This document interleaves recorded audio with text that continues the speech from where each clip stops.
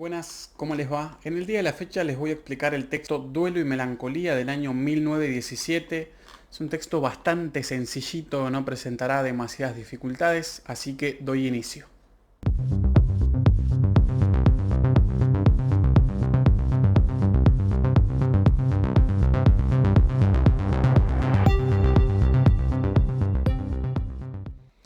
A modo introductorio, Freud va a decir que a priori de antemano no hay grandes diferencias entre el duelo y la melancolía, que ambos presentan muchísimos puntos en común, hay una gran coincidencia en sus características, en sus formas de expresión, pero lo que sí va a plantear, ahora vamos a ver por qué, es que el duelo, él lo va a posicionar como un proceso universal más ligado a la sanidad, es decir, un proceso obligado y necesario por el que hay que transitar cuando se pierde un objeto amado, y la melancolía lo va a posicionar más próximo a algo patológico. Vamos a ver primero el duelo. Él lo que dice es que el duelo lo define como la reacción frente a la pérdida del objeto amado, que, aclara, no tiene que ser una pérdida literal de una persona estrictamente física, de carne y hueso, sino que puede ser también ante la pérdida de un sustituto simbólico o abstracto, como puede ser la pérdida de un ideal, la pérdida de los sentimientos hacia la patria, hacia la nación, etc. Entonces, el duelo también él lo explica gracias a la teoría de la libido que él había introducido unos años atrás. ¿Cómo entendemos entonces al duelo y por qué lo entendemos como algo sano que todos tenemos que transitar en algún momento de nuestras vidas? Bueno, porque en definitiva, ¿no? A todos se nos morirán nuestros seres queridos, nuestros seres próximos. Todos sufrimos pérdidas. Eso en definitiva es la vida.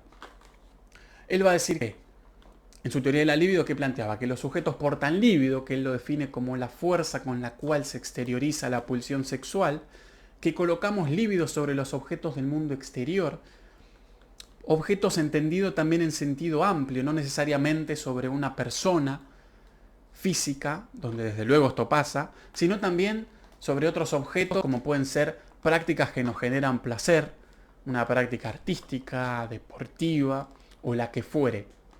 Entonces, cuando se muera ese objeto amado, vayamos al caso concreto de, no sé, la pérdida de un objeto de amor, ya sea porque ha fallecido o porque hemos roto esa relación, ese noviazgo, lo que va a decir es entonces, vos tenías colocadas sobre ese objeto grandes cantidades de líbido, ante la pérdida de ese objeto amado, toda esa líbido tiene que volver. ¿De qué forma vuelve? Bueno, no de la noche a la mañana, no es algo que se da inmediatamente, sino que es un proceso que requiere de mucho tiempo, un proceso triste, donde uno está compungido, está apenado, pero es un proceso necesario. ¿Necesario para qué? Bueno, necesario de atravesar para luego colocar la libido sobre otros objetos del mundo exterior. En ese periodo donde vos estás llevando a cabo ese deshacimiento libidinal, es decir, ese retorno de la libido desde el objeto al yo, se pierde todo el interés por el mundo exterior. Eso es lo que caracteriza al duelo, también a la melancolía, aunque con alguna diferencia que en breve veremos. Entonces, en ese proceso del duelo, el sujeto solamente está interesado en ese objeto que se acaba de perder y en que esa libido vuelva al yo. Por eso el sujeto no puede amar a otra persona. Si acaba de romper una relación, no es como algunos le dicen, modo de consuelo, bueno, pero hay miles de mujeres más, miles de hombres más, no estés mal, y esos comentarios absurdos que te tiran. Que no sean tan pelotudos, hermano. Bueno, no es que la persona puede amar al día siguiente ya a otro. Bueno, no, es muy dolorosa situación para él. Tiene que atravesar el duelo obligadamente. Es un proceso universal, sano. Una vez retornada esa libido, ahí sí la colocará sobre otros objetos del mundo exterior, sobre otras prácticas, volverá con alegría, no sé, a jugar al fútbol, a ir a canto, teatro o lo que hacía anteriormente. Pero en el periodo del duelo pierde todo el interés por esas prácticas que venía llevando a cabo. Es un proceso muy doloroso, pero un proceso, repito, esto es muy importante, que hay que transitar y que todos tenemos que transitar. Ahora bien, ¿qué pasa con la melancolía? Todo esto está, dice Freud.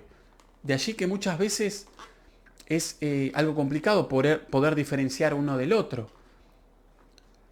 Pero, va a decir, además de ese desinterés por el mundo exterior presente en ambos, lo que caracteriza al duelo, perdón, a la melancolía del duelo, permiso,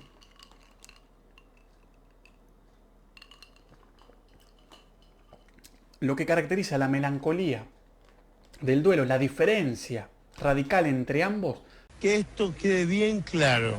es que en la melancolía hay lo que Freud llama empobrecimiento del yo. ¿Qué quiere decir esto? En la melancolía la persona, vaya a saber uno por qué, ahora vamos a ver más adelante igualmente el por qué, se siente culpable. Se siente culpable, cree ser digna de los peores castigos, cree ser merecedor de los peores castigos, se martiriza a sí mismo, se autodestruye. Entonces, así como dice Freud, en el duelo hay un desinterés por el mundo exterior, también presente en la melancolía, además también hay un desinterés por el yo. Es decir, el sujeto como que se empieza a dejar morir. La pulsión de autoconservación que tiende a conservar la vida, la especie, empieza a perder terreno. Y el sujeto así, el melancólico, se siente culpable, merecedor de castigo y se castiga. ¿De qué forma? Bueno, no come, no quiere dormir, entre tantas otras cosas. Entonces, esa es la principal, la diferencia radical que está presente en la melancolía y no en el duelo. Y algo interesante que dice, o al menos interesante para mí, esto en verdad, les voy a ser sincero, es secundario, pero a mí me atrae, así que lo cuento, es lo siguiente. Freud dice, el melancólico se siente culpable, sí, esa es la principal característica, como dije. Pero en muchas ocasiones tiene motivos, dice él, para sentirse culpable. Lo que está planteando Freud es que de alguna manera el melancólico como que está percibiendo la realidad de una forma menos subjetiva o más objetiva que quien está atravesando un duelo. Es decir, ¿es merecedora de castigo? Sí. Pero lo que dice Freud es, ¿por qué está percibiendo que es merecedor de castigo? Alguien que merezca castigo no tiene que sentirse digno, merecedor de ese castigo, por más que lo merezca. Es decir, lo que está planteando de alguna forma, aquí el punto que me interesa, Escuchen y aprendan, Giles.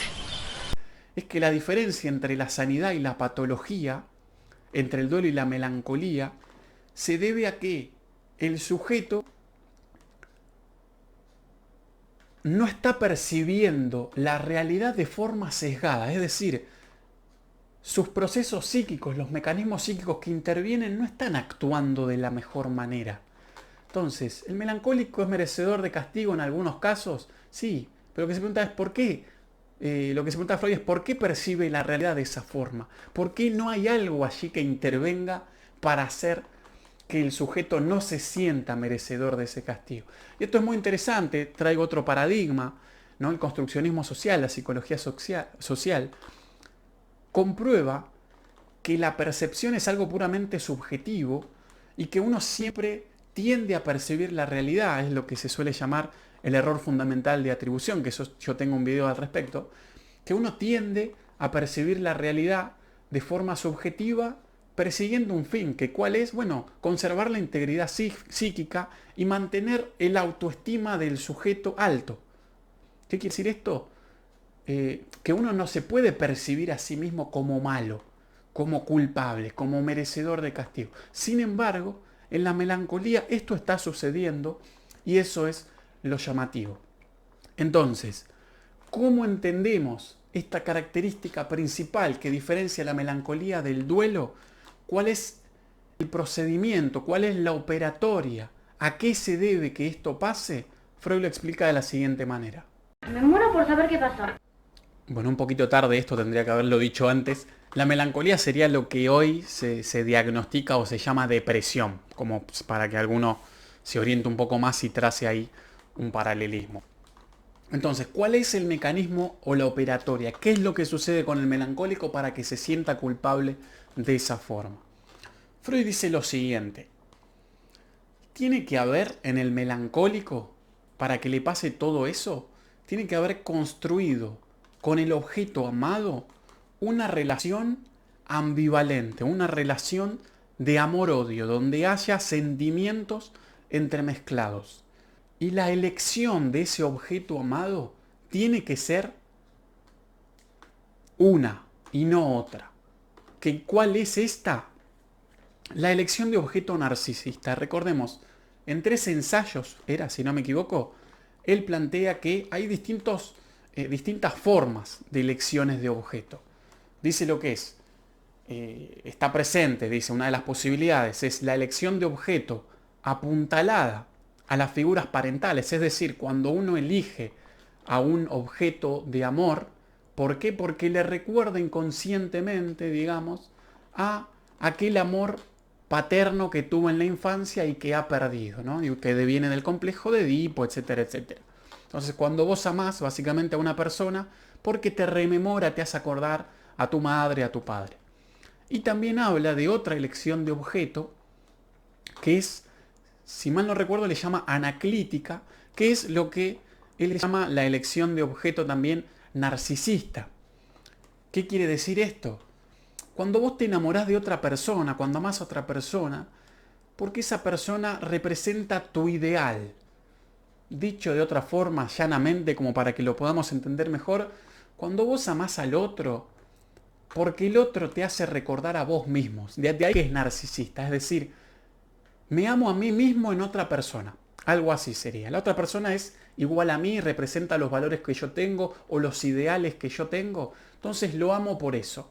No es una relación altruista donde intervenga la alteridad, la otredad, sino que es una relación donde yo amo al otro porque soy yo, digamos. Me estoy viendo reflejado en otra persona, así que me amo. Me amo a mí mismo amando a otro. Entonces, esta es la elección que se tiene que dar. La elección de objeto narcisista. Donde hay una relación entonces directa entre yo y el otro. Es decir, donde el otro soy yo mismo, de alguna forma. La otra característica que se tiene que dar, dice, entonces, ambivalencia, elección de objeto narcisista, y va a decir que tiene que haber, para que exista la melancolía, un desengaño o una afrenta real, dice. ¿Qué quiere decir esto? Bueno, que el otro te traicione. Tiene que haber una traición por parte del otro. En efecto, luego de la traición, ¿qué pasa con el sujeto? Se enoja. Es decir, el sujeto quiere satisfacer, dice Freud, su pulsión sádica. Es decir, ha sido engañado, ha tenido una relación ambivalente. El otro al que ama es uno mismo, ha sido engañado y quiere hacerle lo peor al otro. Quiere castigarlo, quiere dañarlo. ¿Qué sucede entonces? Aparece la defensa. Es decir, para el sujeto es intolerable concebir que desearía lastimar sádicamente a su objeto amado que lo acaba de traicionar. Interviene la transferencia. Creo que se equivocó, creo. A lo mejor, pobrecita, ella piensa que es así. ¿Cuál era uno de los mecanismos de la transferencia? ¿Y cuál es el que interviene acá? De los cuales hablan pulsiones y destinos de pulsión. Vuelta hacia la propia persona. Entonces, eso que se deseaba hacerle al otro, ahora me lo deseo hacer a mí. Por eso lo que Freud dice es que en la melancolía, las sombras del objeto recaen sobre el yo, dice él. Y lo otro que dice, que planteé anteriormente, que bueno, me olvidé decirlo también, es que él, a modo introductorio, decía que en la melancolía, él estimaba que aquello que el melancólico se desea hacer a sí mismo, en verdad estaría deseándoselo hacer al otro. Y si efectivamente ahora comprueba, o al menos teoriza, mejor dicho, con estos procedimientos que esto es así. Entonces, lo voy a plantear para que quede aún más claro todavía, con un ejemplo contemporáneo, si se quiere, o al menos con expresiones contemporáneas. Veamos el caso de, primero, ambivalencia. Una relación ambivalente sería lo que hoy llamamos o mejor dicho, primero elección narcisista, ¿sí? Ahí bueno, no hay mucho que agregar. Amo al otro porque es mi ideal, porque soy yo en otra persona. Eso tiene que estar, dice. Segundo, ambivalencia. ¿Qué sería la ambivalencia? Bueno, una relación tóxica. Lo que hoy llamamos relación tóxica tendría que ser una relación ambivalente, donde hay amor, donde hay odio, donde me peleo, donde lo puteo, donde después vuelvo, me arreglo, etcétera, etcétera. Otro factor, tercero, afrenta real o desengaño. Esa relación tóxica, el tóxico te engaña. ¡La puta madre! ¡No! ¡No! ¡No! ¡No! Entonces, el tóxico me cagó, me clavó los cuernos. Y claro, en una relación tóxica, pues suele pasar esto. O sea, donde en la relación tóxica se odia a la otra persona. Entonces, además de que se la ama, también se la odia. Y encima que te engañó, bueno, desea el sujeto hacerle lo peor a ese otro que te acaba de engañar. Como de alguna forma está sano, si se quiere, no puede llevar a cabo esa acción sádica, no lo puede golpear, no lo puede lastimar, no lo puede insultar, no le puede hacer ese daño, por suerte, interviene la defensa, vuelta hacia la propia persona. Entonces, lo que yo deseaba hacerle al otro me es intolerable, por lo tanto, vuelve hacia sí mismo. Me es más tolerable hacerme daño a mí que hacerle daño al otro. Y ahí tenés entonces este sentimiento de culpa, este martirio, este castigo, que al principio no se entendía de dónde devenía. Bueno, Freud va a decir ahora que deviene desde aquí. También plantea que es como que lo divide en instancias, es decir, y acá ya se ve cómo está planteando lo que va a teorizar más precisamente más adelante con la segunda tópica, porque él, hasta este momento él venía planteando lo que es el ideal del yo, la conciencia moral, etc. Y lo que dice es que estas dos instancias, es decir, es como que el ideal del yo empieza a atormentar al yo del sujeto. Entonces, como que el conflicto deviene por ahí. Porque digo que es lo que plantea más adelante, porque bueno, él después, más adelante, cómo plantea al super yo, entre tantas otras definiciones, dice que el super yo es la pulsión de muerte vuelta o volcada sobre el yo. Es decir, la pulsión de muerte que tiende a la autodestrucción que se ve en el melancólico, deviene de ahí, del super yo, que ahora es lo que en verdad él está llamando ideal del yo y lo relaciona con la conciencia moral. El super yo después se verá que es otra cosa, que no solamente es eso, sino que es mucho más. Y por último, para finalizar, Freud va a hablar de lo que hoy se conoce como el trastorno de bipolaridad, que tiene que ver con lo que en aquel entonces se llamaba locura maníaco-depresiva o trastorno maníaco-depresivo. ¿Qué sería esto? Bueno, la melancolía, como dije, lo que hoy se conoce como depresión, tiene todas estas características y deviene, dice Freud, de todos estos mecanismos que acabo de contar. Ahora bien, en algunas ocasiones la melancolía viene acompañada de manía, es decir, por los síntomas opuestos. Así como en la melancolía está el martirio, el autocastigo, los sentimientos de culpa, pérdida de interés por uno mismo, por el mundo exterior, etcétera, etcétera. En la manía se ve todo lo contrario, es decir, es como un estado de excitación y de exaltación considerable. De allí lo que hoy se llama, ¿no?, bipolaridad, es decir, una persona donde tal vez que está recontra deprimida, postrada en una cama, por un momento, ya sean, se puede dar segundos, minutos, horas, días, meses, puede perdurar, el tiempo es variable, arranca en el estado completamente opuesto, es decir, quiere hacer todo, está feliz, está alegre, nunca se sintió de esa forma, lo expresa así. Entonces, ¿no?, es como muy llamativo esta situación y luego retorna nuevamente así de la nada a su estado depresivo melancólico y alterna constantemente estos dos estados con con estas características particulares y estos tipos de síntomas bien personales. Entonces, ¿cómo le explica? Dice, bueno, psíquicamente deviene del mismo complejo, de lo mismo que acabo de mencionar con anterioridad, de todos esos mecanismos, elección narcisista, desengaño, ambivalencia, mecanismo de defensa, vuelta hacia la propia persona, bueno, etcétera, etcétera. Ya lo repetí 20.000 veces. ¡Claro, boludo! Y lo otro que dice es que hay un factor cuantitativo, es decir, él lo plantea como que momentáneamente se vence al objeto amado. Entonces ese sujeto que tenía toda esa libido puesta en un determinado sector, en esta melancolía, en este objeto perdido, ¿qué va a pasar ahora? Bueno, dispone de toda esa libido, como que momentáneamente se supera esa situación y dispone de la libido para sí mismo. Entonces, habiendo estado esa libido fijada en este estado melancólico, como que de golpe la dispone el sujeto nuevamente, y claro, como que eso es lo que le da la posibilidad, como que el sujeto aprovecha de esa situación momentánea para disfrutar y expresar su estado maníaco de esa forma. Ahí traza una analogía, a mi parecer algo prejuiciosa, pero una analogía al fin. Freud dice, es como cuando, por ejemplo, una persona humilde, pobre, que se tiene que preocupar por el pan de cada día, gana una suma de dinero abismal. Usted no puede decir semejante barbaridad. Usted no puede decir semejante barbaridad. Bien, No, no puede decir eso. Y no continúa diciendo, pero lo que está dando cuenta Freud de forma prejuiciosa es como que una persona a la que le pasase eso, que no tiene un mango y que de pronto gana millones, lo que está diciendo Freud es que se la daría en la pera el chabón, o sea, como que disfrutaría todo ese dinero y se daría una cantidad de lujos impresionante. ¿Por qué? Porque nunca ha gozado de esos lujos. Entonces derrocharía el dinero de esa forma.